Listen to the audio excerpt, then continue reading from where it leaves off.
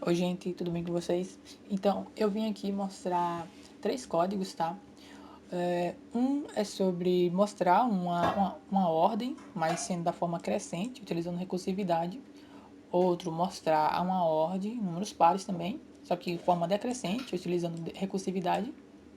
E por último, uma sequência Fibonacci, tá?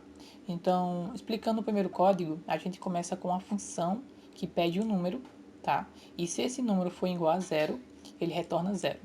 Caso contrário, aí começa a questão da recursividade. Esse primeiro parâmetro aqui é só para o parâmetro de recursividade ter um fim, sabe? Senão ele vai entrar em loop infinito e só vai parar quando a memória do computador explodir, né? Tipo, ultrapassar e não tiver mais o que fazer. Aí ele vai parar.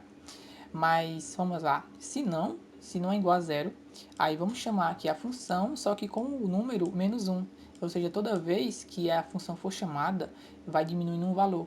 E esse valor, se o resto da divisão dele se o resto da divisão por 2 for igual a zero, isso indica que é um número par, então imprime. Então vai acontecer isso várias vezes até que o número se torne zero. Quando o número se torna zero, retorna zero. Então aí a gente coloca aqui um parâmetro aqui 10 para ir do primeiro valor até 10. Então ele vai atribuindo, utilizando as funções aqui, sempre imprimindo o valor e quando chegar no último valor ele para. Basicamente isso. Quando chegar no zero ele para. E vamos para a segunda, o segundo código, né? Que é agora uma forma decrescente, que aqui é bem parecido, também utiliza recursividade.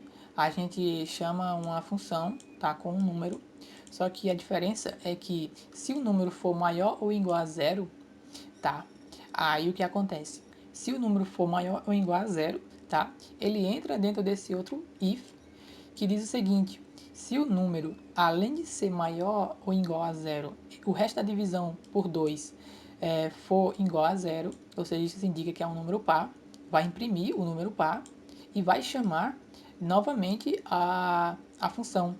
Então, agora, toda vez, chamando menos 1, tá? Então, se foi 10, agora vai ser 9 e vai fazer esse mesmo processo e vai imprimindo todos os valores par.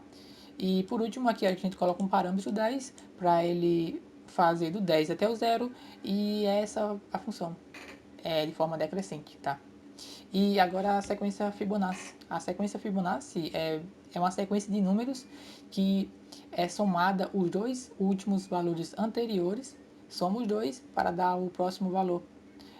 Então, a gente cria uma def, tá, com a sequência e um valor. Um valor, o número que a gente vai ter que colocar aqui.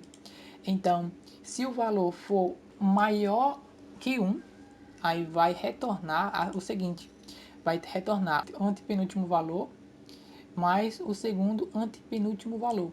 Ou seja, 8, por exemplo, tá? 8 é a soma de 3 mais 5, tá? 3 mais 5 é o próximo número Fibonacci, que é 8. Então, se aqui tivesse 3 e aqui tivesse 5, aí seria 8, tá? Vai retornar o valor, que é o próximo valor da sequência, tá? Então, e para contabilizar isso, a gente cria um for segment range. Aí eu coloquei aqui um 10, que vai mostrar 10 números da sequência Fibonacci, tá? E a gente printa ele. Printa a sequência, chamando ela novamente com a coordenada C, tá?